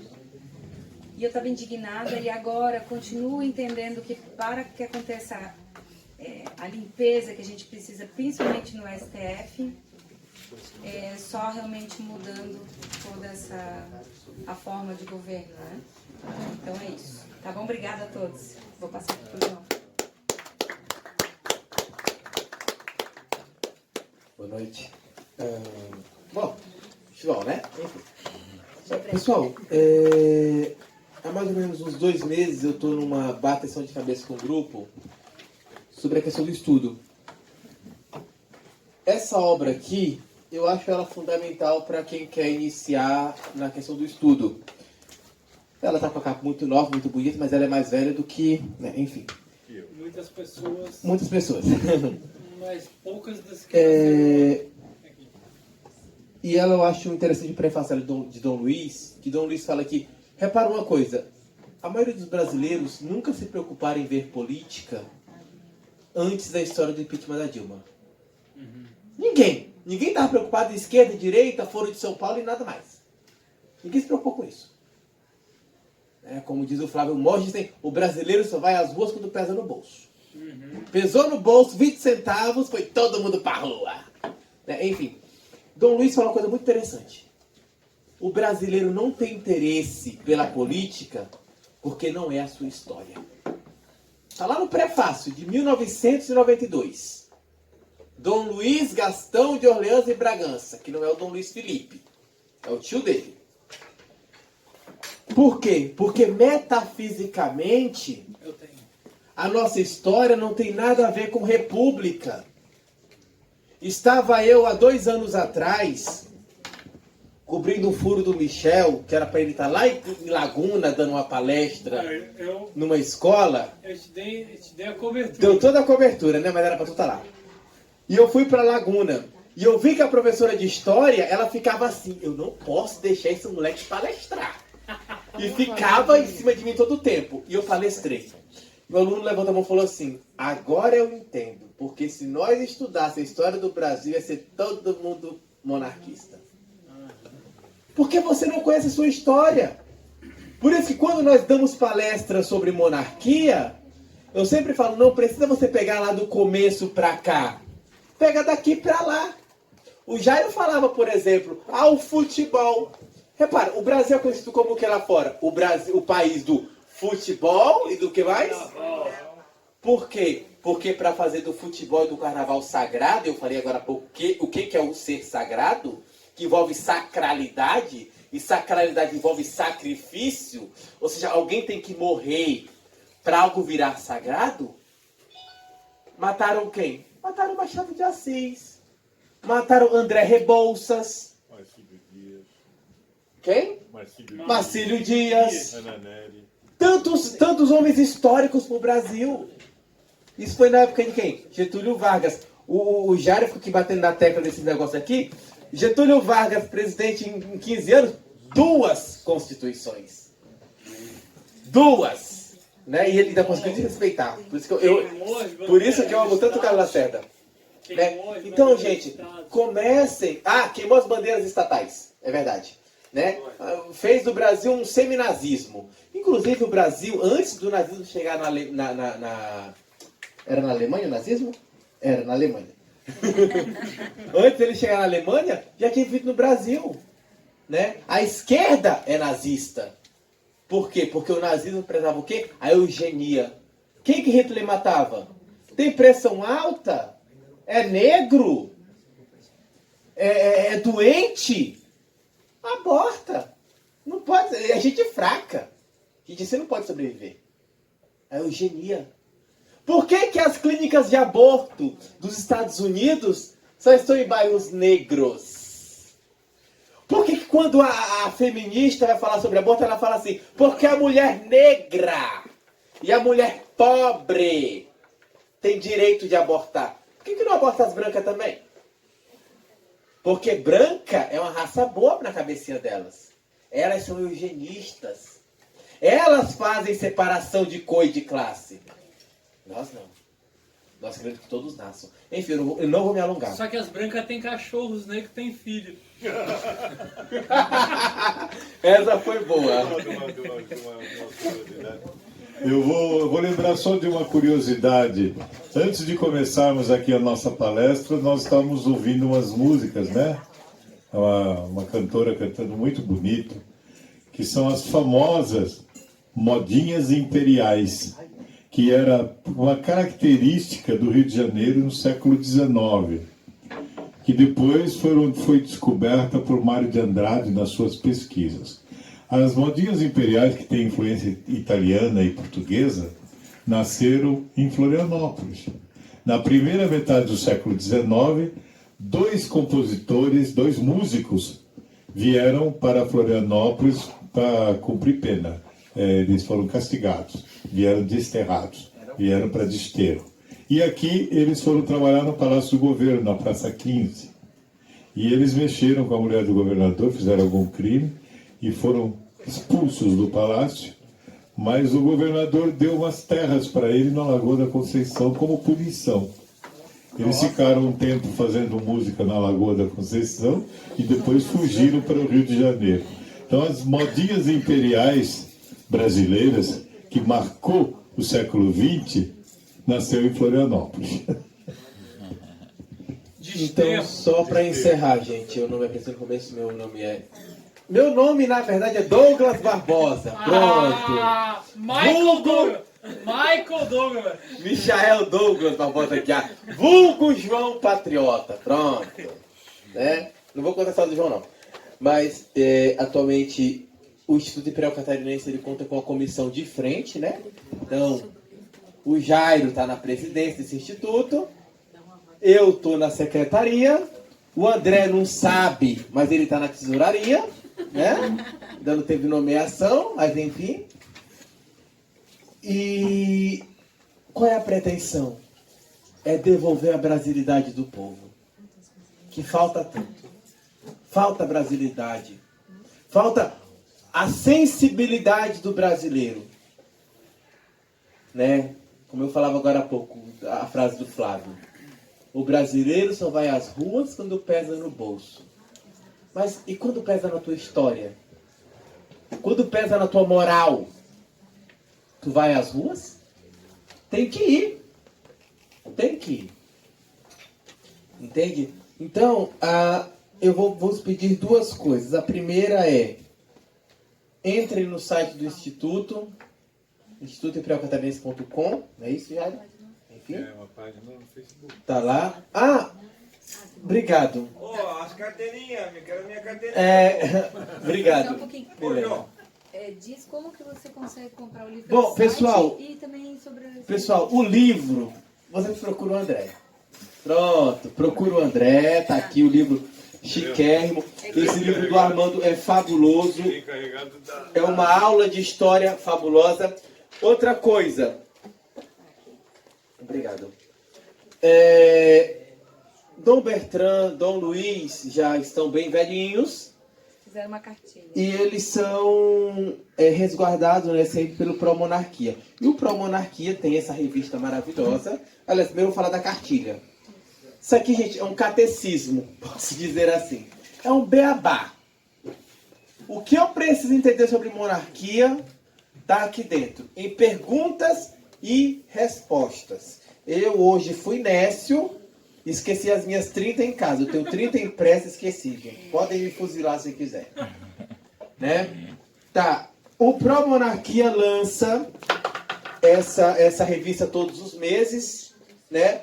Inclusive daqui uns 2 meses, creio eu que vai estar saindo aqui nessa última página aqui, um assunto de Florianópolis, né? Que é essa página aqui chamada Página Bem, abre aspas, abre parênteses, mal, fecha parênteses, morada, que é sobre o dia em que o belíssimo, o chiquérrimo, o bonito Guilherme Boulos veio a Floripa e por conta dele o André quase morreu. Né? O André não teve o que fazer da vida dele, foi pro evento numa camiseta do Império. Chegando lá, perto do DCE, o povo catou o André, um pela esquerda, outro pela direita, e rasgaram a camisa do coitado. André saiu. Esse dia pra mim foi bom até, porque eu tava lançando a minha nova coleção, né? Olavo tem razão. Vendi 5 camisas nessa noite. Porque o povo foi manifestar e ficou sem roupa lá. Ficou todo mundo rasgado. Né? Vendi bastante até. Então eu já mandei pra Riley algumas fotos, né? Então certamente vai estar saindo aqui nessa última página, que foi o escândalo da UFSC. Né? André particularmente tem sido pra mim né? Enfim, um grande amigo nessa causa. Eu estava quase desacreditando, mas enfim, ajudou a acreditar mais ainda. Então, pessoal, eu peço a vocês a inscrição na página do Instituto. Peço que perseverem. E peço que a dona Milena já nos dê uma segunda data, né? Porque essa tertúlia foi boa. Olha, eu tô me sentindo em São Paulo. Não, porque evento assim, gente, é quando eu vou a São Paulo. Não, São Paulo não. Isso aqui tá superior a Paris. A gente tá nas cavernas de um bar. É verdade, porque em São Paulo ainda é dentro de um hotel. Né? Quando eu cheguei, eu vi aquelas moças lá, eu falei, meu Deus, quanta moça bonita e bem arrumada. Que é uma coisa. Não! A estética de estudo do povo. Um povo arrumado, um povo perfumado. Pra mim que passo o dia na UFSC, meu querido, isso aqui é ótimo. Mas eu fico muito feliz, pessoal, fico muito feliz mesmo. Uma agenda rápida do Instituto. Dia 13 tem outra tertúlia, né, dona Milena? Deixa eu falar então. Agora vai contigo. Então tá bom. Tu pode falar de jornal e o completo. Então, só para não ficar longo, eu queria anunciar inicialmente que o Jairo, ele vai dar uma palhinha tipo sarau hoje no piano. Então daqui a pouquinho ele começa, né? Tá ali conversando um pouquinho, porque a gente está se alongando aqui no microfone. Mas assim, a próxima tertúlia que nós vamos fazer já está alinhavada. O convite está sendo feito por mim, só estou dependendo de saber do lugar confirmado, mas vai ser dia 13 de novembro em Blumenau. E lá provavelmente vai ter mais pessoas, porque vai ser nas dependências de uma universidade. Então, o palestrante, que é o Flávio, eu nem sei sobre o sobrenome dele, perdoa. Linhares, Flávio Linhares. Ele já palestrou antes lá, e ele disse que lotou uma sala com 50 pessoas. E o objetivo é que a gente tenha núcleos no estado todo, para a gente começar realmente a estudar. E é isso.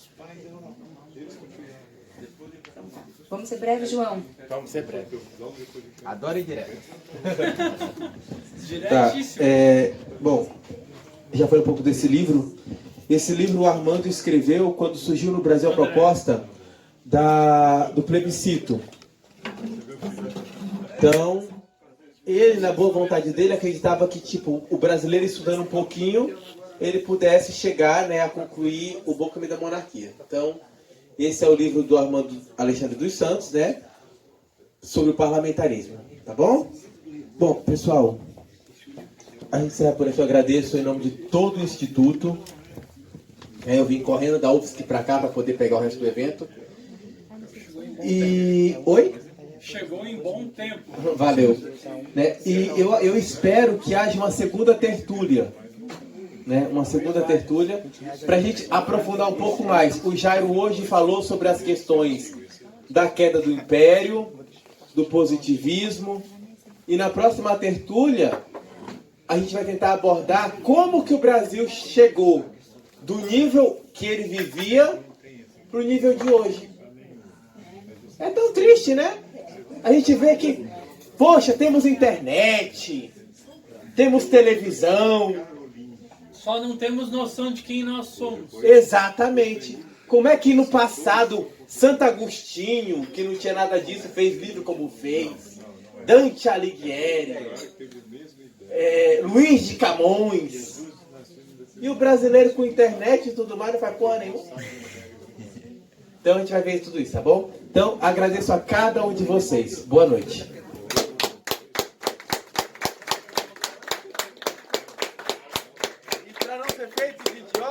João Patriota. Tá bom. Milena, a próxima tu palestra. Eu? Vai. Não tenho a profundidade que o Jairo tem. Que é isso? Isso aqui eu vou mostrar pra uma colega nossa nova. Vamos lá, Jairo, tá afim? Bom, meu colega esqueceu as camisetas, né? Por graça de Deus. Não deu tempo, diferente. Agora ele é making off agora? Agora é making off. E você vem na sua conta. Cadê Pede lá. Cadê tua ficha? Tá aqui, ó, 316 vezes.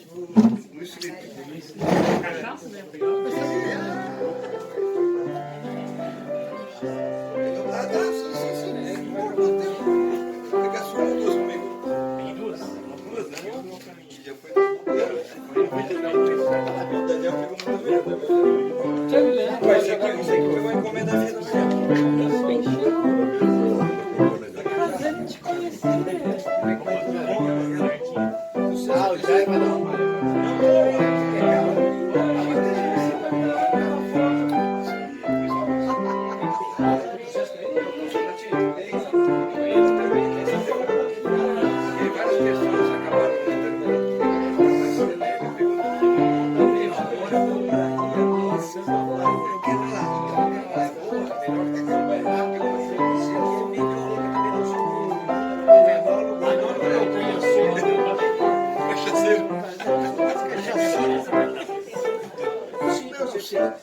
Porque ele conheceu um amigo ali que em Santa Bárbara. Ele também do Chile.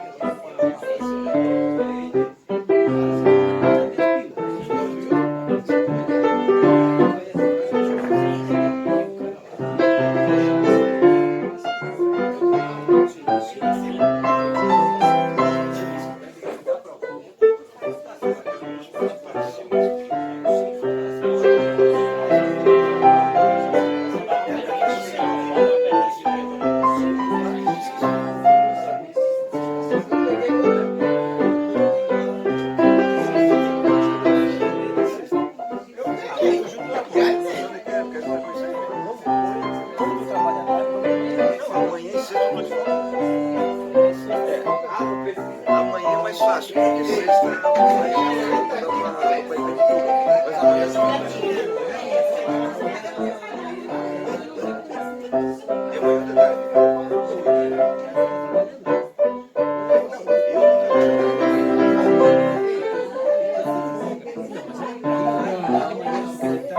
dependendo do horário que eu pego o trânsito da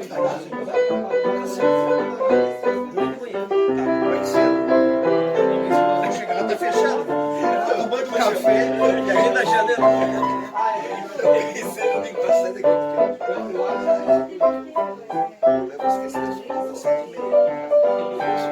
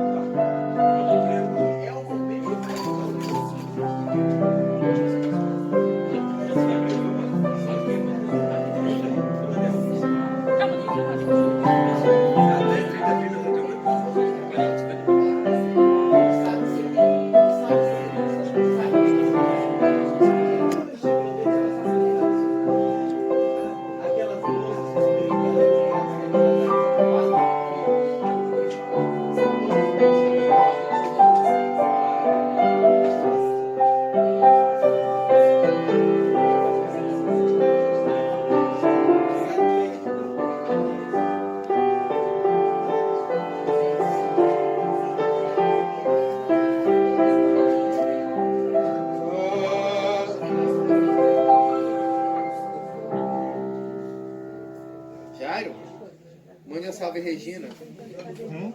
Mande uma salve Regina. Salve Regina, não. Salve Regina. Ai, Olha, parabéns, seu gente. Parabéns, Jairo. Pela palestra. Adorei. Muito boa. Até o Jean me deu o ar da graça dele hoje. Da UFSC pro Brasil. Foi uma coisa que eu não, mas já desde que o Brasil pra lá eu sempre lembro. E ali quando eu vi, eu fiquei com cara de se apaixonar pelo Brasil. Vamos juntar e resgatar o Brasil, entendeu? Esse é o objetivo. Tati não tá filmando ainda.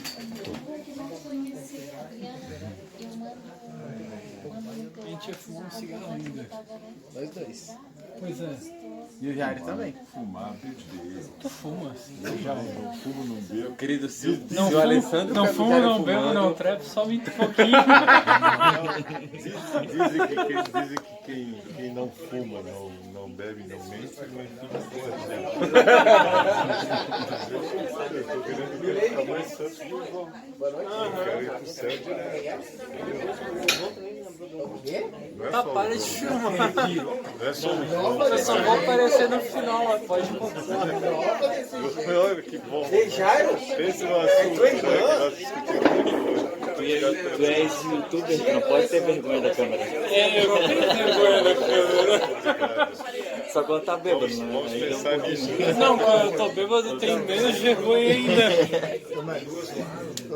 Grande presença. Valeu, muito obrigado. Até a próxima. Mas nós precisamos fazer essas coisas. É tua irmã. Não, mas eu quero conversar alguma vez. Grande prazer, Michel Marcelo. Ele tem a mania de botar o telefone pra tocar as coisas na casa dele, mas deve botar com um monte de gente. Já falei com o irmão dele, já falei com alguma irmã dele. Eu já falei com ela alguma vez? Como é que é teu nome?